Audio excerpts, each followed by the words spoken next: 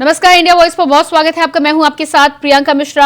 5 बजे की 5 बड़ी खबरों के साथ बुलेटिन की करेंगे शुरुआत। सबसे पहले गाजीपुर से ब्रेकिंग आ रही है। गाजीपुर से बड़ी खबर, गैंगस्टर मामले में मुख्तार अंसारी दोषी करार।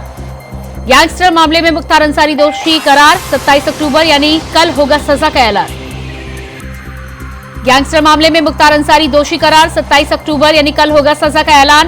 2009 में हत्या और हत्या के प्रयास का है मामला।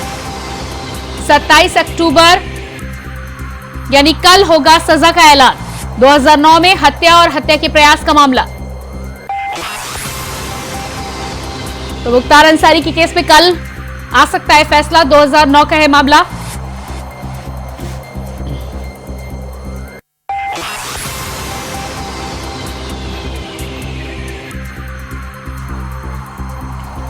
2009 में हत्या और हत्या के प्रयास का मामला। 2009 में कपिल देव सिंह की हुई थी हत्या। मामले में बहस पूरी होने के बाद मुख्तार अंसारी को दोषी करार दिया गया।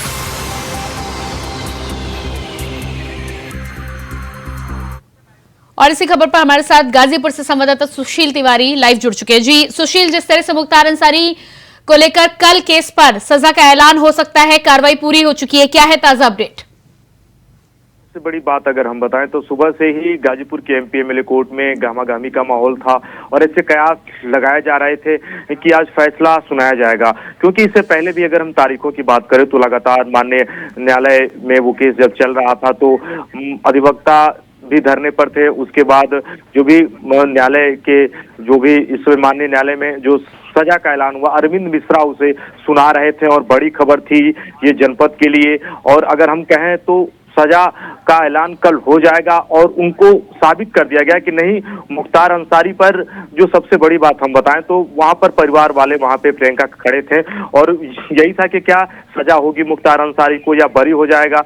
लेकिन जब परिवार वालों से हमने बात की तो परिवार वालों ने यही कहा कि आज हमारे कलेजों को ठंडक पहुंच गई और मुख्तार अंसारी को दोषी करार दिया गया गाजीपुर की एमपी एमएलए कोर्ट ने। और कल उसकी सजा का ऐलान हो जाएगा। डॉन ने जो भी कृत्य किए थे, जो कि 2009 का ये मामला था जब कपिल देव सिंह की हत्या हो जाती है, और उसके बाद अगर हम कहें प्रियंका तो उस समय डॉन मुख्तार अंसारी मऊ में विधायक था और उसकी तूती बोलती थी। और लेकिन आज जो सजा का ऐलान कल हो जाएगा, आज मुख्तार अंसारी पर गाजीपुर की एमपी एमएलए कोर्ट ने आज मुख्तार को दोषी करार दिया। जी बिल्कुल, तो जिस तरह से दोषी करार दिया है, कल सजा का ऐलान हो सकता है। आसपास के इलाकों में सुरक्षा को लेकर क्या इंतजाम है? दूसरी तरफ कपिल देव सिंह के परिवार की तरफ से क्या कुछ बयान आया है इस पूरे मामले में, क्योंकि अब सजा का ऐलान कल हो सकता है? अभी प्रियंका परिवार वाले वहां पे थे, उनसे हमारी बात हुई।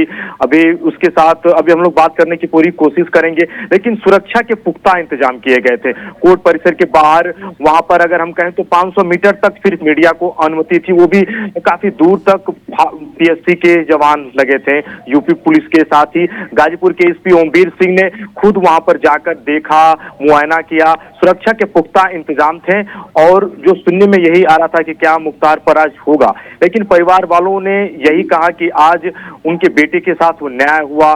कपिल देव सिंह की जो हत्या थी वो काफी ही मानविक ढंग से हुई थी और लोग यही परिवार वाले या गांव के जो लोग थे सुहापुर के लोग कह रहे थे कि हम उस दिन को याद नहीं करना चाहते।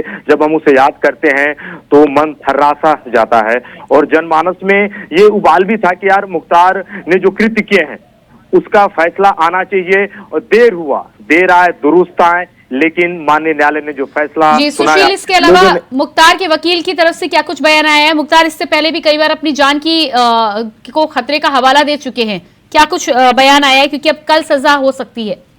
प्रियंका जान का हवाला बार बार मुख्तार ने दिया, लेकिन सुरक्षा के पुख्ता इंतजाम है। इससे पहले मुख्तार के जो वकील थे उन्होंने भी कहा कि मुख्तार वीडियो कॉन्फ्रेंसिंग के ही की जरिए डॉन जुड़ा था। लियाकत अली ने भी कहा कि आगे हम वो जा सकते हैं, आगे कोर्ट का दरवाजा खटखटा सकते हैं। लेकिन अभी जो खबर है वो यही है कि मुख्तार पर वो दोष सिद्ध हो चुका है। अब देखेंगे कल गाजीपुर में जो अरविंद मिश्रा इस सजा को उन्होंने सुनाया, मुख्तार को कहा कि नहीं दोष, आज मुख्तार पर दोष सिद्ध हुआ।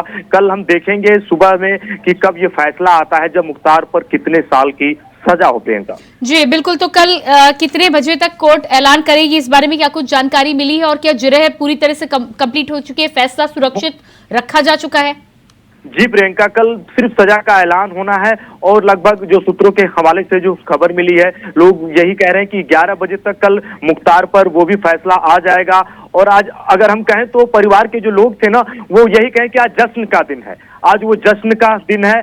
और डॉन जो कि गाजीपुर जिले में ही नहीं प्रियंका, पूर्वांचल में कोई ऐसा जिला नहीं है जहां पर मुख्तार पर मुकदमे ना हो। मुख्तार की तूती बोलती थी। अगर हम थोड़ा सा पीछे जाएं तो जब यहाँ पर नरेंद्र मोदी आए थे, जब विधानसभा का चुनाव था, तो उसके बाहुबल और पराक्रम का अंदाजा हम लगा सकते हैं। जब नरेंद्र मोदी ने नाम लिया था मुख्तार का, और जो उसकी हेकड़ी है पूरी तरीके से निकल चुकी है। जो भी उसके लोग थे वहां पर हमने देखा वो मायूस थे, और जो फैसला आया उन्होंने कहा जो भी लोग थे माननीय न्यायालय का सम्मान है, फैसला आया, देर जरूर हुआ लेकिन कपिल देव सिंह को सच्ची श्रद्धांजलि आज मिली है।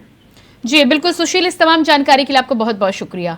तो जिस तरह से हमारे साथ संवाददाता जुड़े हुए थे, जानकारी दे रहे थे, कल सजा का ऐलान होगा, जिरह पूरी हो चुकी है, फैसला सुरक्षित किया जा चुका है। और उसके बाद खबरों में बात करेंगे। अगली खबर का फतेहपुर से खबर है, जहां 22 जनवरी को रामलला की प्राण प्रतिष्ठा का कार्यक्रम होना है, जिसके लिए पीएम मोदी को निमंत्रण दिया गया है। वहीं दूसरी खबर यह है, बीजेपी के युवा नेता की बाइक से ट्रैफिक इंस्पेक्टर की सरकारी गाड़ी टकराने को लेकर विवाद निकलकर सामने आया है। तीसरी खबर की यदि हम बात करें तो तीसरी खबर बलिया से सामने आ रही है, जहां बीजेपी सांसद वीरेंद्र सिंह मसने इंडिया शब्द हटाने को लेकर बड़ा बयान दिया है।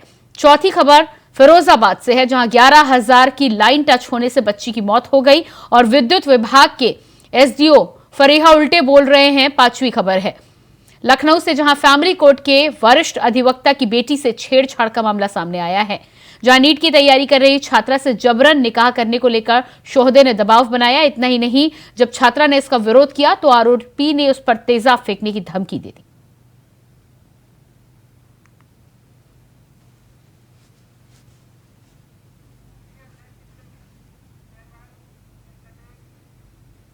तो खबरों में आगे बढ़ते हैं, बात करेंगे अलीगढ़ के थाना बन्ना देवी इलाके के मालवीय पुस्तकालय के पास बीजेपी युवा नेता की बाइक से ट्रैफिक इंस्पेक्टर की सरकारी गाड़ी टकराने को लेकर विवाद हो गया, जहां बीजेपी नेताओं ने NH 91 रोड को जाम कर प्रदर्शन किया। इतना ही नहीं, आक्रोशित बीजेपी नेताओं ने कार्रवाई की मांग करते हुए पुलिस फोर्स के सामने ही गाड़ी में बैठे ट्रैफिक इंस्पेक्टर के साथ अभद्रता करते हुए मारपीट तक कर डाली। इसके बाद पुलिस और भाजपाइयों के बीच जमकर खींचतान और धक्का मुक्की हुई।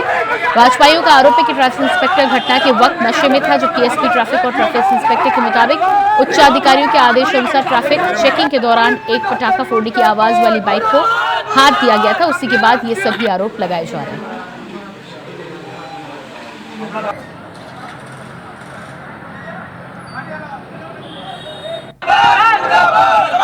और इसी खबर पर हमारे साथ अलीगढ़ से संवाददाता मोहम्मद शहनवाज लाइव जुड़ चुके हैं। जी मोहम्मद शहनवाज, जिस तरह से ये खबर निकलकर सामने आ रही है, बीजेपी कार्यकर्ता और ट्रैफिक पुलिस के अधिकारियों के बीच जो झड़प हुई है, क्या था पूरा मामला?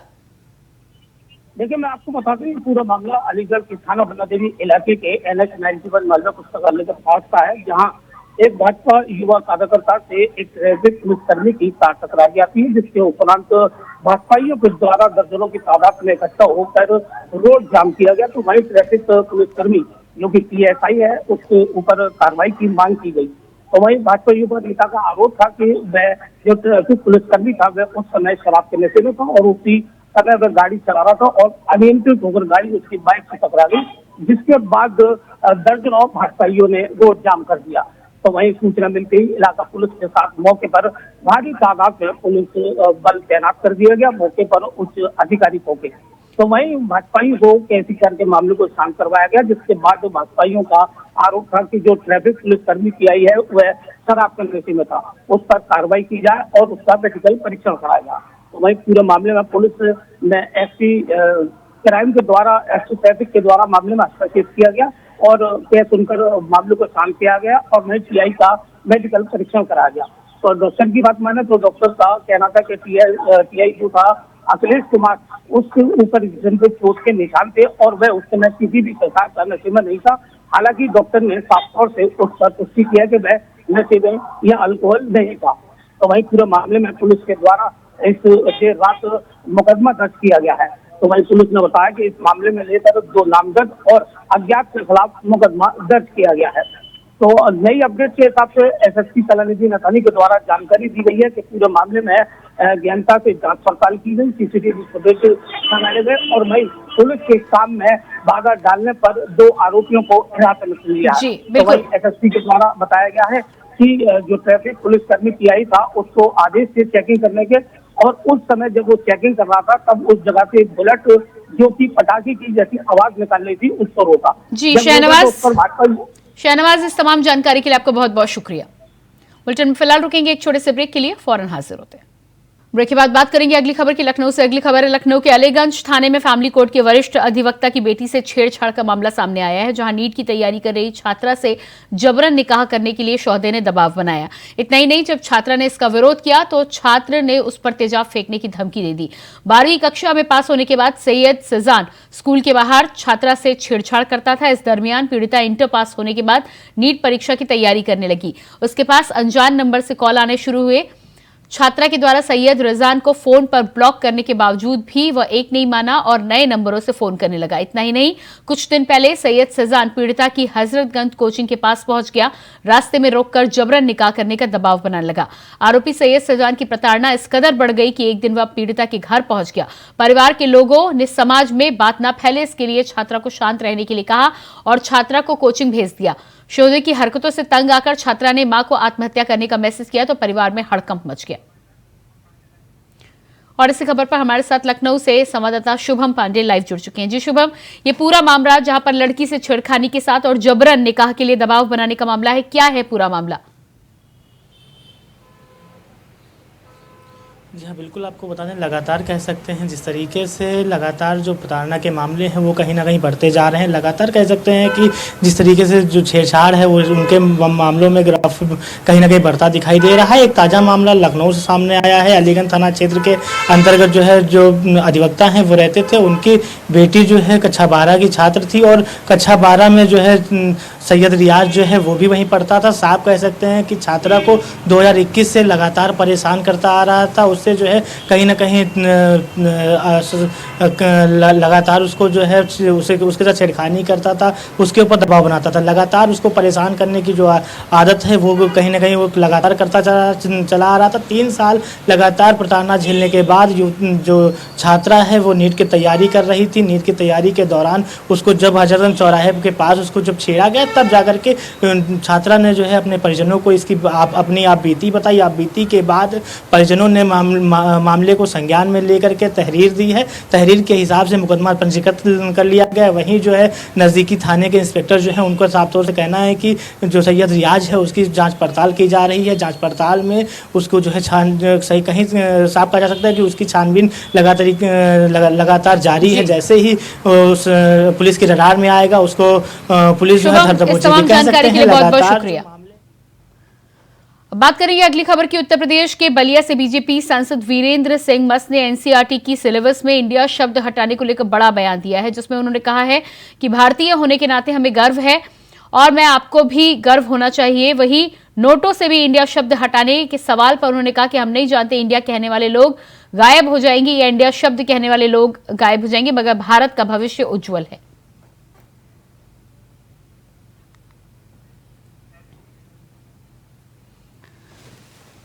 तो एनसीईआरटी सिलेबस से इंडिया शब्द हटाने को लेकर जहां बयान सामने आया है, वहीं बीजेपी सांसद वीरेंद्र सिंह मस्त का नया बयान सामने आया है। नोटों से इंडिया नाम हटाने को लेकर भी उन्होंने कहा है कि इस बारे में तो अभी कुछ नहीं कह सकते, लेकिन भारत का भविष्य उज्जवल जरूर है, भारत रहेगा और कायम भी रहेगा। तो कहीं ना कहीं एनसीईआरटी से इंडिया शब्द हटने के बाद सियासत भी जोरों पर शुरू हो गई है। बीजेपी सांसद वीरेंद्र सिंह का यह बयान कहीं ना कहीं यही दर्शाता है कि अब इस पर सियासत और ज्यादा जोरदारी से होगी। नोटों पे इंडिया नाम हटाने को लेकर भी बयान सामने आया है और साथ ही साथ उन्होंने ये भी कहा कि इंडिया शब्द का तो नहीं कह सकते कि इंडिया बोलने वाले कितने लोग रहेंगे, भूल जाएंगे, याद रखेंगे, लेकिन भारत का भविष्य जरूर उज्जवल है।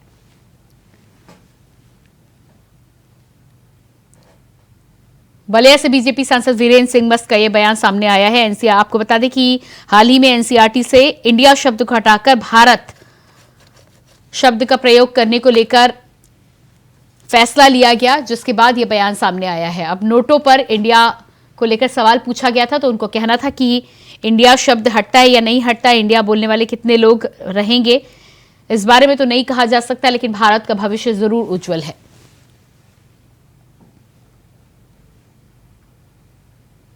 साथ ही वीरेंद्र सिंह मस्त ने यह भी कहा कि एनसीईआरटी के फैसले पर भारतीय होने के नाते गर्व है।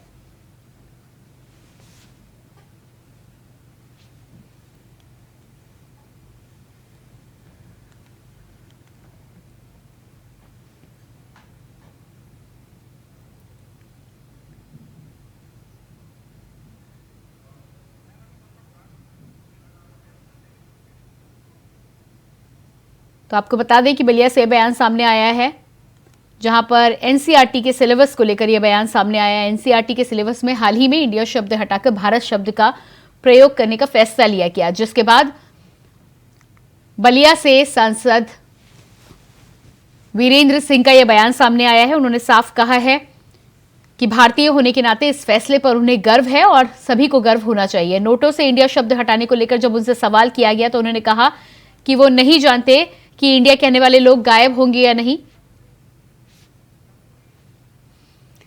और इसी खबर पर हमारे साथ संवाददाता करुणेश जुड़ चुके हैं। जी करुणेश, इस पूरे मामले में जिस तरह से बीजेपी सांसद वीरेंद्र सिंह का बयान सामने आया है उस पर क्या कहना है आपका? आगे उन्होंने भारतीय होने पर गर्व तो जताया, लेकिन इंडिया को लेकर क्या कुछ कहा?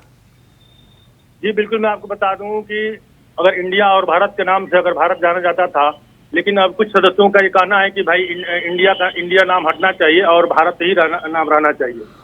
वही जो अगर बलिया के जो लोकसभा सांसद है बीजेपी से है वीरेंद्र सिंह मस्त, उन्होंने आज एक कार्यक्रम में पहुंचे थे जहां वो मेरा माटी मेरा देश के कार्यक्रम में, वहां पे उन्होंने साफ तौर पे कहा कि इंडिया नाम हटना चाहिए और यह भारतीय जो है आदिकाल से जो है भारतवर्ष का नाम था और इसलिए भारतवर्ष रहना चाहिए, गर्व की बात है। और ये हमें और आप सभी को भी गर्व होना चाहिए कि भारतवर्ष नाम होना चाहिए, इंडिया का नाम हटना चाहिए। और ये भी कहा कि भारत का जो है भविष्य उज्जवल है और भारत जो है भारत में कायम ही रहेगा। जी बिल्कुल। नोटों से इंडिया शब्द हटाने को लेकर उनका क्या कहना था?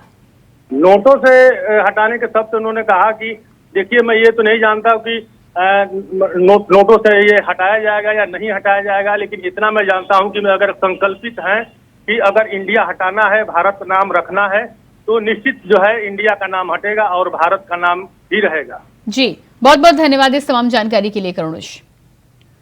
और इसके बाद बात करेंगे चौथी खबर की। प्रधानमंत्री नरेंद्र मोदी 22 जनवरी को अयोध्या में भव्य श्री राम मंदिर में आयोजित रामलीला की प्राण प्रतिष्ठा समारोह में हिस्सा लेंगे। ये कार्यक्रम दोपहर 12:30 पर शुरू होगा। पीएम मोदी बुधवार को राम जन्मभूमि निर्माण समिति के सदस्यों से मुलाकात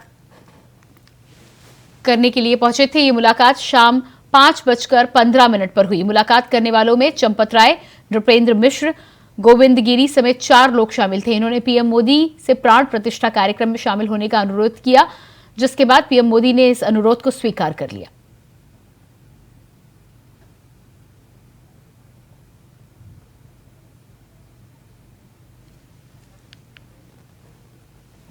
तो प्रधानमंत्री नरेंद्र मोदी 22 जनवरी को होने वाले राम मंदिर में रामलला की प्राण प्रतिष्ठा कार्यक्रम में हिस्सा लेंगे। ये बात अब पूरी तरह से साफ हो गई है। तस्वीरें आप देख पा रहे हैं जिस तरह से चंपत राय रामलीला ट्रस्ट से पहुंचे थे वहां पर और प्रधानमंत्री को निमंत्रण दिया है। प्रधानमंत्री ने भी सहर्ष इस निमंत्रण को स्वीकार किया है और इसके बाद अब ये तय हो चुका है कि 22 जनवरी को आने वाले रामलला की प्राण प्रतिष्ठा के मौके पर प्रधानमंत्री नरेंद्र मोदी अयोध्या में पहुंचेंगे और इस महत्वपूर्ण अवसर पर उपस्थित रहेंगे, साथ ही साथ प्राण प्रतिष्ठा के कार्यक्रम में भी शिरकत करेंगे। तो 22 जनवरी को आपको बता दें कि रामलला की प्रतिष्ठा होनी है, जिसको लेकर तैयारियां जोरों शोरों पर चल रही हैं और उसी के तहत प्रधानमंत्री को निमंत्रण दिया गया था। और इसके बाद बात करेंगे पांचवी खबर की। फिरोजाबाद में 11,000 के बिजली के तार को छूने से बच्चे को करंट लग गया, जिसमें बच्ची की मौत हो गई। जिसके बाद विद्युत विभाग के एसडीओ मौके पर पहुंचे, जहां उन्होंने कहा कि इस मौत की जिम्मेदारी बिजली विभाग की नहीं है। वहीं मामले की जानकारी मिलते ही सीओ जसराना और एसडीएम आदेश सागर पहुंचे वहीं बिजली विभाग एसडीओ योगेश शर्मा ने कहा कि न विद्युत विभाग की कोई लापरवाही है और न इसका कोई जिम्मेदार है, जबकि ग्रामीणों का यह आरोप है कि कई बार शिकायत करने के बावजूद विद्युत तारों को ठीक नहीं किया गया, जिसकी वजह से यह हादसा हुआ है।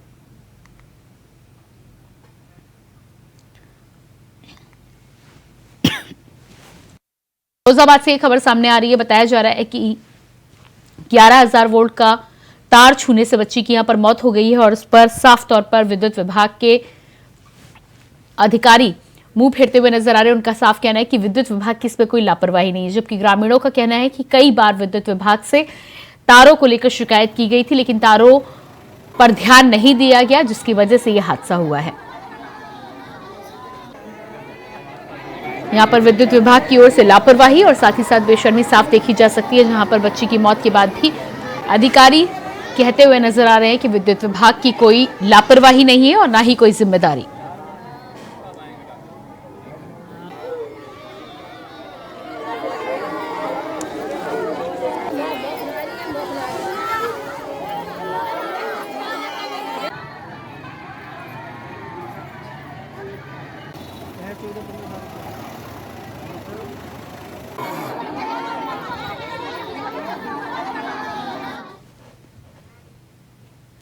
और इसके बाद बात करेंगे अगली खबर की। फतेहपुर में मूर्ति विसर्जन करने गए श्रद्धालुओं के साथ पुलिस ने लाठी से पिटाई कर दी, जिसके बाद श्रद्धालुओं को खींचते हुए अपने साथ ले गए, जिसका वीडियो सोशल मीडिया पर वायरल हो रहा है। वायरल होते ही हरकत में आए सूबे के एसपी ने सिपाही को लाइन हाजिर करते हुए आगे की जांच के आदेश दिए। बता दें कि मंगलवार के दिन विजयदशमी के मौके पर दुर्गा मूर्तियों की विसर्जन नहीं हो पाया था, जिसके कारण बुधवार के दिन जिले में स्थापित सभी दुर्गा मूर्तियों का विसर्जन किया गया। इसी दौरान मालवा थाने के आदमपुर गंगा घाट पर यह घटना घटित हुई।